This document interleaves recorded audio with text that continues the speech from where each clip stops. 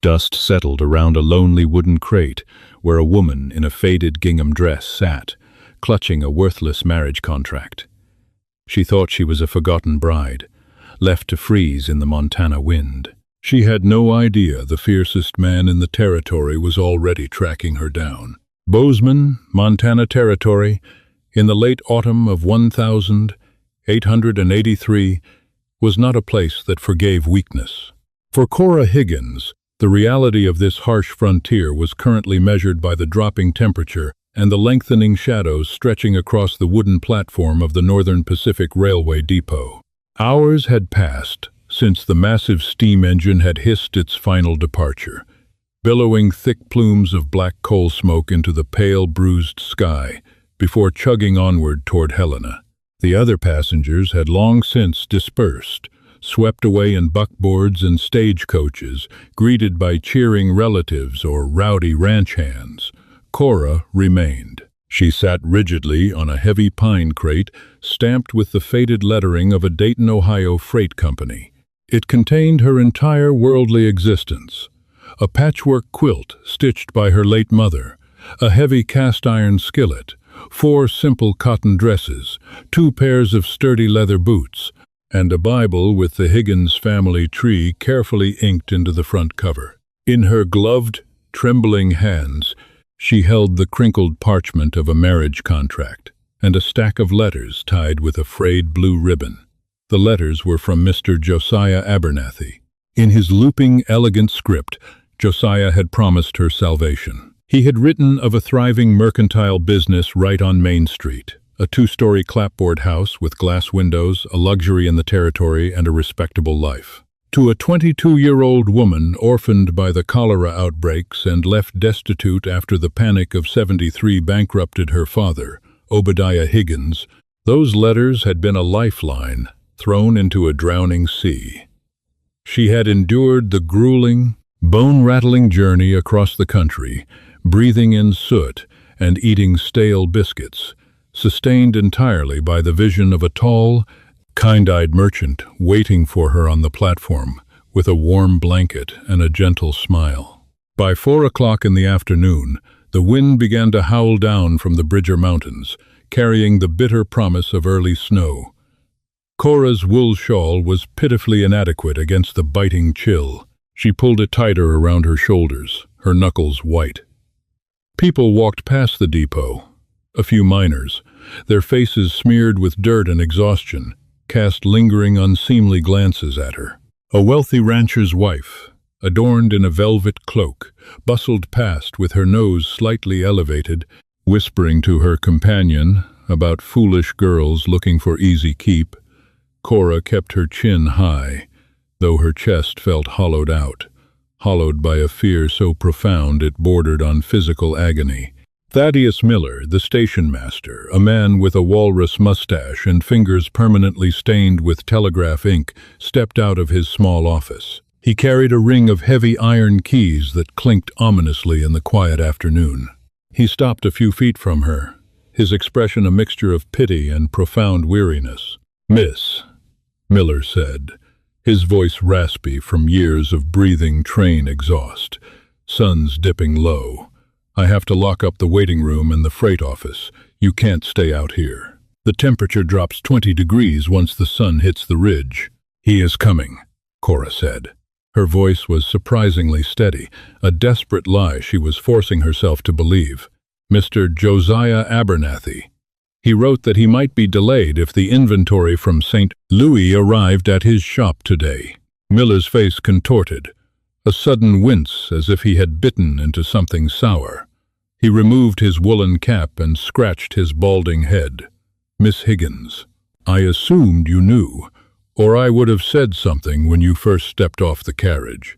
Josiah Abernathy doesn't own a mercantile. Never did. He was a clerk over at Harper's Provisions, and he was fired 3 weeks ago for skimming from the till." The words struck Cora like physical blows. Her breath hitched, catching in her throat. That cannot be true. I have his letters. He sent money for my passage." "He sent you gambling winnings, most likely." Miller sighed, looking away. unable to bear the sheer devastation pooling in her wide, hazel eyes. Josiah Abernathy is a card sharp and a drunk. And worse than that, he ain't even in Bozeman anymore.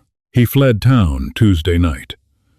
Marshal Phineas Grimes caught wind that Josiah crossed paths with Pharaoh Jack Delaney's outfit down in Virginia City. Josiah owed them upward of $1,000. He packed his saddlebags and rode out into the dark. If he's smart, he's halfway to the Dakota Badlands by now. If he ain't, he's buzzard meat. Cora stared at the station master. The sounds of the town, the distant clanging of a blacksmith's hammer, the whinny of a horse, the swinging of a saloon door suddenly fading into a roaring static in her ears. The letters in her hands felt heavier than iron. It was a fabrication. All of it. A desperate, cruel fiction spun by a man who had wanted to buy a bride with stolen money, only to run like a coward when his debts caught up to him. "I have $1.40, Cora whispered to the frigid wind, the reality of her doom finally shattering her composure. "There's a boarding house run by Mrs. Gable 2 streets over," Miller offered softly. "She might let you sleep by the hearth for $1. But you can't stay here, miss. The elements will kill you before the outlaws do." Miller turned and locked the depot doors, the heavy clank echoing with finality. He tipped his hat and hurried away down the dirt road, leaving her entirely alone. Cora did not move. She could not. To leave the crate meant abandoning her last anchor to reality. She sat on the rough pine, her teeth chattering violently, the twilight bleeding the color from the Montana sky, unaware that her salvation and her greatest terror was already walking down from the frozen peaks. Boone Macready did not like towns, and he despised Bozeman most of all. It was a noisy, foul-smelling scar on the beautiful, unforgiving landscape of the Gallatin Valley. Boone was a man carved from the wilderness itself. Standing 6'4", with shoulders as broad as a barn door and a thick, dark beard that hid a jawline cut from granite, he moved with the unsettling, silent grace of a mountain cat. He wore fringed buckskin stained with the oil of trapping, and a massive buffalo hide coat that made him look less like a man and more like a force of nature. Across his left cheek, 3 jagged, pale scars told the story of a grizzly bear that had learned too late that Boone was the apex predator of the high country. He had come down from his secluded cabin near the timberline for his biannual supply run. His mules, heavy with beaver, fox, and wolf pelts, were tied securely outside Harper's Provisions. Inside, the warm air of the store was thick with the scent of coffee beans, cured tobacco, and dried apples. When Boone stepped over the threshold, the low murmur of town gossip immediately died. 3 local ranchers tipped their hats and hastily shuffled out the door. Ezekiel Harper, a nervous man with wire-rimmed spectacles, practically tripped over his own ledger trying to reach the front counter. "Mr. Macready," Harper stammered, wiping his hands on his apron. "Good to see you, sir. Winter's coming on quick up in the peaks, I reckon."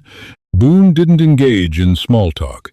His voice, when he finally spoke, was a deep, gravelly baritone that seemed to vibrate the floorboards. "Need 50 pounds of flour, 20 of salt, coffee, ammunition for the Winchester, and a new crosscut saw." As Harper scrambled to fill the order, Boone stood by the wood stove, his icy blue eyes taking in the room.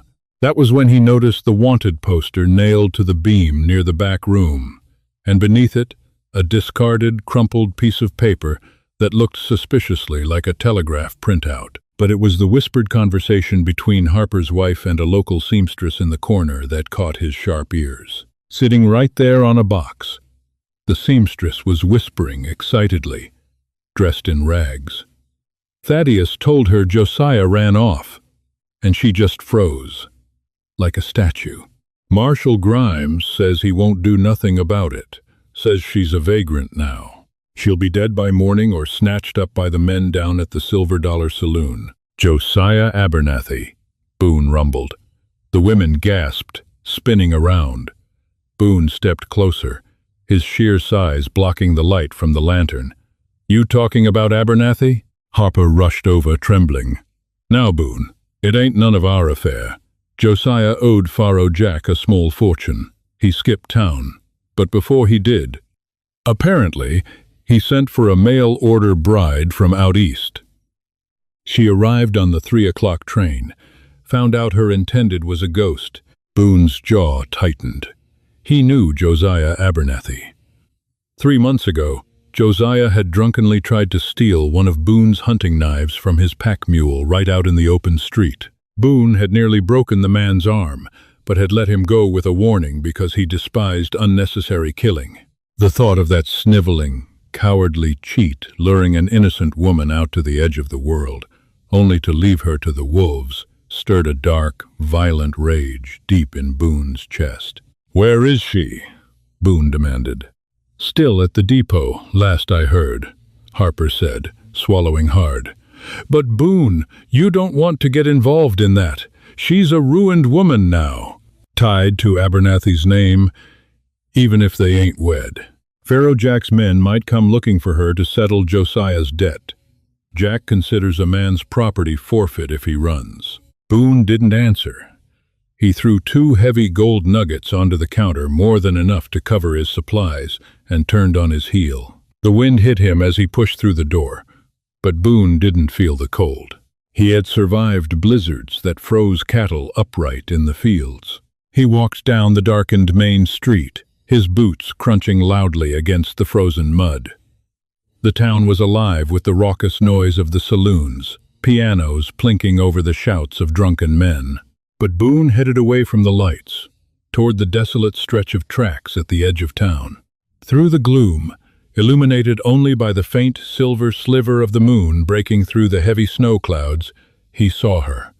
She was a tiny, fragile silhouette sitting atop a freight crate. The cold was visibly eating at her. Her shoulders shook violently, and her head was bowed. Yet, as Boone drew closer, his sharp eyes noticed something that made him pause. She wasn't weeping. Her face was pale, her lips blue, but her eyes were wide, scanning the darkness with a fierce, terrified vigilance. In her right hand, she gripped a heavy iron railroad spike she must have pulled from the gravel, a desperate, pitiful weapon. She was terrified, but she was not broken. She was ready to fight. Boone stepped out of the shadows, the gravel crunching beneath his heavy boots. Cora snapped her head toward the sound, raising the heavy iron spike. When she saw the massive, hulking figure emerging from the dark, the scarred face, the wild beard, the massive coat, her heart stopped. The stories the passengers had told on the train of wild, savage mountain men who took what they wanted suddenly flooded her mind. "Don't come any closer!" Cora cried out, her voice cracking from the cold, though she forced herself to stand, placing herself between the giant and her wooden crate. "I am armed. I will strike you." Boone stopped 10 paces away. He slowly raised his hands, clad in thick leather gloves, showing his empty palms. He looked at the trembling woman, seeing the exhaustion and the raw terror in her face. "Put the spike down, little bird," Boone said, his voice surprisingly quiet, a deep rumble that carried over the howling wind. "You hit me with that, it'll just make me mad. And you're freezing to death." "I am waiting for someone," she lied, her teeth chattering so hard she could barely form the words. "No, you ain't," Boone replied, stepping into the dim light of the moon. "You're waiting on a coward named Josiah, and he ain't ever coming back." Cora lowered the iron spike a fraction of an inch, her shivering violently vibrating the heavy metal. The absolute certainty in the giant's gravelly voice struck a chord of undeniable truth within her. The station master had said the exact same words, but hearing them from this scarred, imposing phantom of the wilderness made the reality absolute. Her legs finally betrayed her, the last surge of adrenaline evaporating into the freezing night air. She collapsed backward onto her wooden crate, the spike slipping from her numb fingers and clattering noisily against the frozen gravel. Boone closed the distance between them in 2 long strides. He did not ask for permission. He unbuttoned his massive, oil-stained buffalo hide coat and draped it over her trembling shoulders.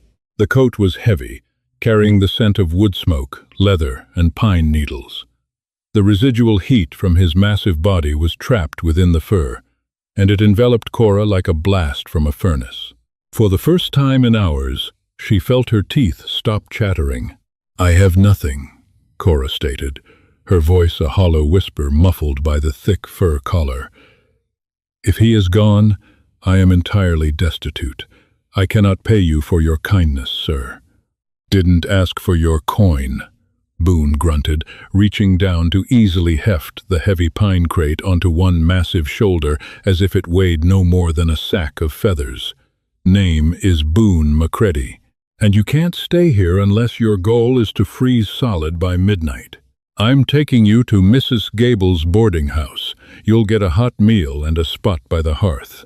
Tomorrow, we figure out what to do with you." Before Cora could utter a word of protest or gratitude, the sharp crunch of heavy boots on the gravel interrupted them. From the shadows of the depot's freight shed, 3 men stepped into the pale moonlight. They were not townsfolk. They wore long canvas dusters, their faces obscured by the brims of their low-pulled Stetson hats, and their hands hovered menacingly near the heavy revolvers strapped to their hips. "Well now, look what the night blew in," the lead man drawled, spitting a stream of black tobacco juice onto the tracks. He was a lean, wiry man, with a face scarred by smallpox. "Seems the little bird didn't fly away after all." Boone shifted his stance, placing his massive frame squarely between Cora and the 3 men. He did not drop the crate from his shoulder, but his free hand moved with terrifying speed to rest on the handle of the large hunting knife strapped to his thigh. "Turn around and walk back to the saloons, boys. This woman ain't your concern."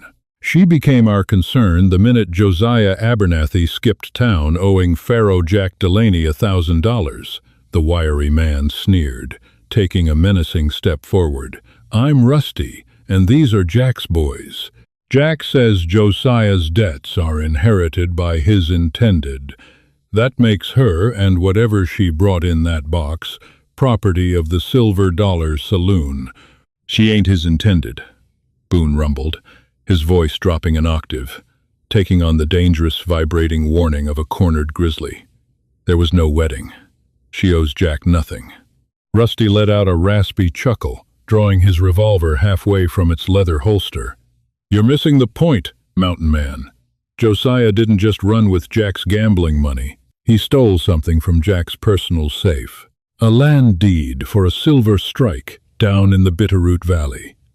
And Jack stole that deed fair and square from Granville Stewart's cattle syndicate over in Helena last spring. The syndicate has a bounty out for it, and Jack wants it back. Josiah didn't have it on him when he rode out. We figure the coward mailed it to his mail-order bride so he wouldn't be caught holding it. Hand over the girl and the crate, Macready. Don't D for a stranger." Behind Boone, Cora's breath hitched in her throat. The letters. 2 weeks ago, Josiah had sent a thick, heavy envelope wrapped in oilcloth. He had instructed her in the accompanying note to guard it with her life and never open it, claiming it was the legal paperwork for his mercantile.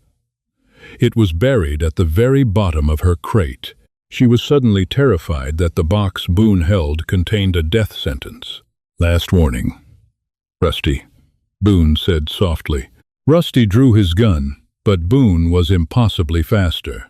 With a ferocious roar, Boone hurled the heavy pine crate directly at the 2 men flanking Rusty. The heavy wood struck them with bone-shattering force, sending them crashing into the dirt. Simultaneously, Boone lunged. He closed the gap before Rusty could cock the hammer of his Colt, his massive hand clamping over the outlaw's wrist. There was a sickening crack as bones snapped, and Rusty screamed, dropping the gun. Boone didn't hesitate. He drove his other fist into Rusty's jaw, rendering the man instantly unconscious. The other 2 men scrambled in the dirt, trying to untangle themselves from the crate and draw their weapons. Boone drew his hunting knife, the polished steel glinting in the moonlight. "Next man who touches iron loses the hand," he roared. The outlaws froze, staring up at the giant looming over them like an enraged titan. They looked at Rusty's crumpled form, then slowly raised their empty hands, scrambling backward into the shadows. Boone quickly retrieved Cora's crate, his chest heaving slightly. He turned to her, his icy blue eyes fixed intently on her pale face. "Did he mail it to you?" Cora swallowed hard, nodding slowly. A thick envelope at the bottom of the box. "He said it was mercantile paperwork. Granville's steward is the most powerful cattle baron in the territory, and Pharaoh Jack is the most ruthless cutthroat," Boone grimly stated, wiping dirt from his knuckles. "If Jack's men know you have it, missus. Gable's boarding house ain't safe. The whole town ain't safe. Jack will have 20 men tearing Bozeman apart by morning. Come on." "Where are we going?" Cora asked, stumbling forward as Boone grabbed her elbow, steering her toward the dark silhouettes of his mules tied down the street. "Up," Boone said, looking toward the jagged, snow-capped peaks of the Bridger Mountains, where Pharaoh Jack's rats are too afraid to follow. The escape from Bozeman was a desperate, silent scramble against the encroaching storm. Boone wasted no time. He loaded Cora onto the back of his largest pack mule, a sturdy, foul-tempered beast named Brutus, wedging her securely between sacks of flour and heavy rolls of canvas. He lashed her wooden crate to the second mule and grabbed the lead ropes. By the time Pharaoh Jack's men would have carried Rusty back to the Silver Dollar Saloon to raise the alarm, Boone and Cora were already swallowed by the dense, suffocating darkness of the pine forests lining the foothills. The temperature plummeted rapidly as they ascended the winding, treacherous hunting trails. The wind screamed through the ancient ponderosa pines, a deafening roar that sounded like a chorus of angry spirits. Soon, the snow began to fall, not delicate, drifting flakes, but hard, blinding crystals driven horizontally by the gale. It stung Cora's exposed cheeks like shattered glass. She huddled deep within Boone's immense buffalo coat, clinging desperately to the saddle horn, as Brutus navigated steep inclines that felt perilously close to the edge of unseen abysses. Boone marched ahead of the mules on foot, an unrelenting force breaking a path through the rapidly accumulating snowdrifts. He did not carry a lantern, relying entirely on his intimate, instinctual knowledge of the mountain's topography. For hours, they climbed in a brutal, exhausting rhythm. Cora lost all concept of time.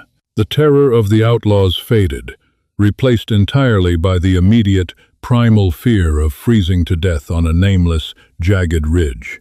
Yet, every time she felt her consciousness slipping into the dangerous, numbing comfort of the cold, Boone would appear at her side.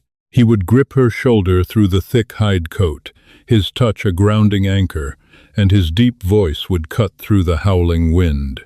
"Stay awake, little bird. Don't let the white sleep take you. We are close." It was a lie at first, told to keep her heart beating, but eventually, the steep incline leveled out. The dense wall of timber broke, revealing a small, sheltered clearing, tucked tightly against a sheer granite cliff face. Nestled within the rock's embrace was a sturdy, low-roofed cabin built of thick, peeled logs. It was nearly invisible beneath the snow, looking more like a natural formation of the earth than a man-made dwelling.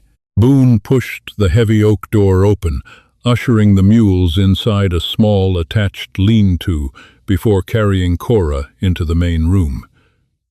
He set her gently onto a wooden chair near the center of the room. It was pitch black and freezing, but the air was still, devoid of the murderous wind.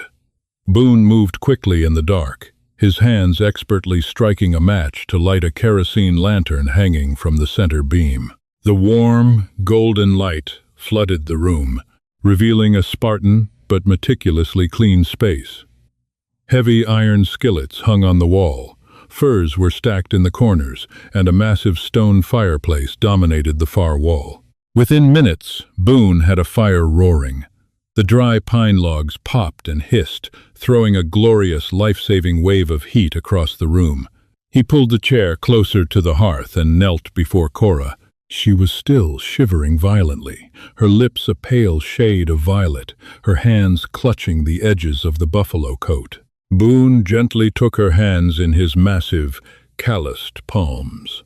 He didn't rub them, knowing that would damage the frostbitten tissue, but simply enclosed her trembling fingers within his warm grip, letting his body heat slowly seep into her bones. "You did well, little bird," Boone murmured, his icy blue eyes meeting her frightened hazel ones. Most city folks would have panicked and fallen off the ridge in the dark. "You have iron in your spine." "I had no choice," Cora whispered, her voice rasping. She looked at the jagged scars running down his cheek, illuminated by the dancing firelight. Earlier, they had terrified her. Now, they seemed like badges of survival. "You saved my life, Mr. Macready." Boone. Just Boone. He released her hands and stood up, moving to the small iron stove to boil water for coffee. "When you're thawed out, we need to look in that crate. We need to know exactly what Granville Stewart's deed looks like, so we know what kind of war we just started." An hour later, wrapped in a heavy wool blanket, Cora knelt on the floorboards beside her opened crate. She bypassed her mother's quilt and the cotton dresses, digging straight to the bottom.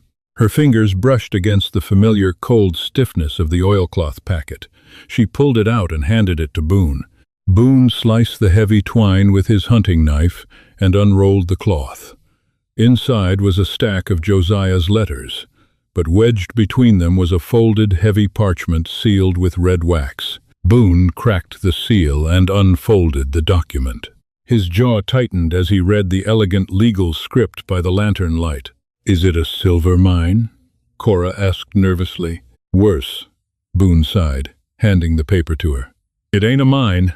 It's a land deed for a crucial stretch of water rights in the Bitterroot Valley. Granville Stewart's cattle syndicate needs that water to survive the droughts. Pharaoh Jack wants it to extort the syndicate for a fortune, and Josiah thought he could steal it and sell it back to Stewart himself. This piece of paper is worth more blood than gold, Cora." Cora stared at the parchment, the magnitude of her situation finally crashing over her. She had come west seeking a husband and a home. Instead, she was stranded in a snowbound cabin with a scarred mountain man, holding a document that powerful, violent men would eagerly slaughter them to possess.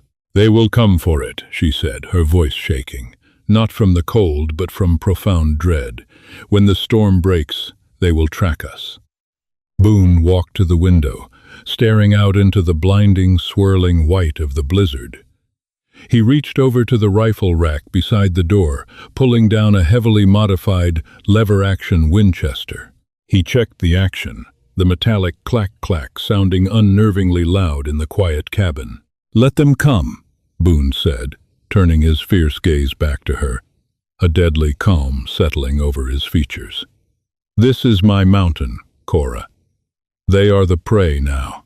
For 3 relentless days, the blizzard battered the high country, sealing them off from the rest of the world beneath a suffocating blanket of white. Inside the sturdy log cabin, however, a profound and unexpected peace took root. Cora Higgins, who had arrived in Montana expecting a life of submissive domesticity in a town parlor, found herself thriving in the raw, unvarnished reality of Boone Macready's existence. She learned to skin the rabbits he had trapped just before the storm, her hands shedding their soft, city-bred hesitation. She learned the dangerous rhythms of the mountain, and more importantly, she learned the gentle rhythms of the massive, quiet man who had saved her. Boone was not the savage brute the valley townsfolk painted him to be.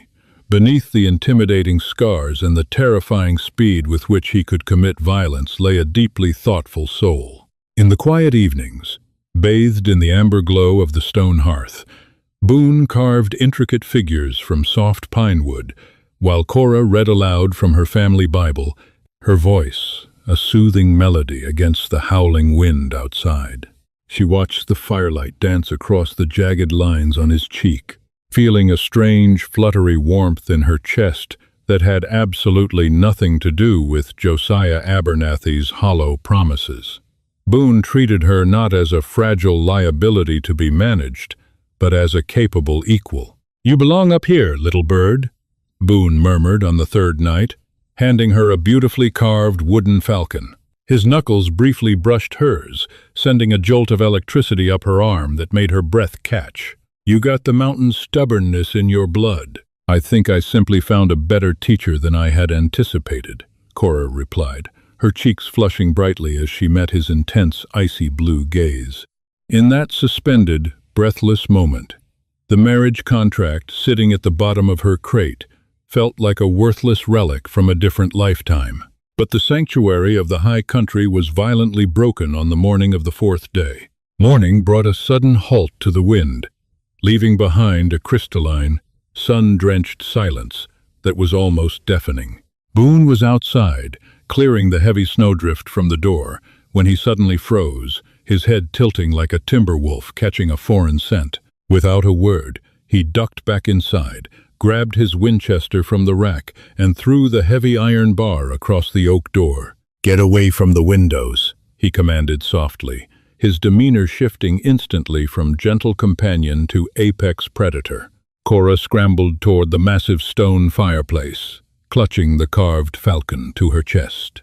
A moment later, the agonizing crunch of snow beneath heavy hooves broke the silence, followed by a voice that dripped with arrogance and malice. "MacCready, I know you're in there. Come out and bring the girl." Boone peered through a narrow gun slit carved into the thick logs. Down in the clearing, fighting through waist-deep snow, were 6 riders. Leading them was Pharaoh Jack Delaney, a man notorious for wearing fine tailored suits even in the wilderness. Beside Jack, tied to his saddle horn and looking half dead from severe frostbite and unadulterated terror, was a figure Cora thought she would never see again. "It's Josiah," Boone grunted, his jaw tight with disgust. "The coward didn't make it to the Dakotas. Jack's men must have caught him on the ridge. He led them right to my front door to save his own miserable hide." "Give me the deed, MacCready, and I'll let you live," Pharaoh Jack shouted, his breath pluming in the freezing air. "I'll even leave you the bride. I just want my stolen property." Boone didn't answer with words. He pushed the barrel of the Winchester through the slit and fired. The bullet exploded the snow directly at the hooves of Jack's horse, making the beast rear up in panic. "Take him down!" Jack roared, scrambling for cover behind a massive granite boulder. Gunfire erupted, tearing through the pristine morning. Bullets thudded into the thick cabin logs with terrifying force, shattering the window glass into 1,000 glittering pieces. Cora pressed her hands over her ears, burying her face into her knees. But Boone was a phantom of calculated destruction. He moved rapidly from firing port to firing port, his Winchester barking a deadly rhythm. 2 of Jack's hired guns were knocked from their saddles in the first minute, screaming as they vanished into the deep powder. Outside, utter chaos reigned. Josiah, seeing his singular chance in the bloody confusion, managed to slip his frozen wrists from the saddle horn. He threw himself into the snow, blindly scrambling away from the crossfire, screaming for mercy to men who had none. Pharaoh Jack, enraged by the betrayal and the rapid loss of his men, turned his revolver on the fleeing clerk. "You spineless rat!" Jack snarled, firing a single deafening shot that caught Josiah squarely in the back. The clerk collapsed face first into a drift, paying the ultimate price for his endless string of deceits. That brief distraction was all Boone needed.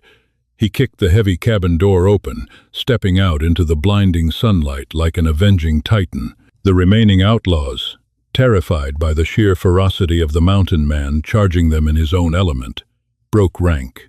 They spurred their panicked horses, entirely abandoning Pharaoh Jack as they fled back down the treacherous snow-choked trail. Jack fired wildly at Boone, but the bitter cold and sudden panic ruined his aim. Boone closed the distance effortlessly, ignoring a bullet that grazed the thick sleeve of his heavy buffalo coat. With a sweeping, brutal blow from the butt of his rifle, he knocked Pharaoh Jack to the frozen ground, disarming the crime boss instantly. Silence crashed back down over the mountain, broken only by the ragged breathing of the men. Boone stood over Pharaoh Jack, the Winchester aimed squarely at his chest. "You ride back to Bozeman," Boone growled, his voice echoing fiercely off the granite cliffs. "You tell Granville Stewart he can have his deed back if he comes up here and asks me nice. And you never look toward this mountain again, or I will bury you under it." Faro Jack, his nose broken and bleeding onto his ruined suit, scrambled backward, hauling himself onto his horse and riding away without a single word of defiance. Boone lowered the rifle, turning slowly to look at the cabin. Cora was standing in the shattered doorway, the morning sunlight catching the copper highlights in her hair. She stepped out into the snow, walking right past the spot where Josiah Abernathy lay motionless. She felt no sorrow for the man who had tried to sell her life away. Cora reached Boone, throwing her arms around his massive waist, burying her face against his chest. Boone dropped the rifle, his strong arms wrapping around her, lifting her slightly off the frozen earth. "Are you hurt?" he whispered into her hair. "No," she said, looking up into his icy blue eyes, tracing the scars on his cheek with a gentle thumb. "Because you were here." That evening, as the fire crackled warmly in the hearth, Cora took the fake marriage contract, Josiah's letters, and the Bitterroot Valley deed, and tossed them all into the flames. They watched the paper curl and turn to ash, completely erasing the past and the debts of dead men. Boone pulled her close, and in the heart of the untamed wilderness, the abandoned mail-order bride finally claimed the mountain man she was truly meant to marry. What a thrilling ride through the rugged Montana frontier. Did you expect Josiah to sell Cora out to save himself? Or were you hoping Boone would exact justice earlier? Let me know your thoughts on Cora and Boone's wild romance in the comments below. If you loved this untamed historical drama, make sure to hit that like button, share this story with your friends, and subscribe to the channel for more epic tales of the Wild West. See you next time. Hi, my name is Ensley Rowland, the owner and manager of Air Encounters. After watching the video, abandoned mail-order bride sat on a crate at the station, unaware the mountain man was coming for her. I'd really like to know what you think. How did this story make you feel? For me, the strongest feeling was hope. The story starts with loneliness and uncertainty, yet it gradually becomes a reminder that life can change in a single unexpected moment. Seeing someone who felt forgotten discover a new chance at belonging made the journey especially touching. One gentle lesson I took from this story is that difficult moments don't always define our future. Sometimes help arrives when we least expect it, and sometimes all it takes is one person willing to care. In everyday life, we can try to offer kindness and encouragement to people who may be struggling quietly. What part of the story stayed with you the longest? And what do you think was going through her mind when everything began to change? Thank you for spending time with Air Encounters.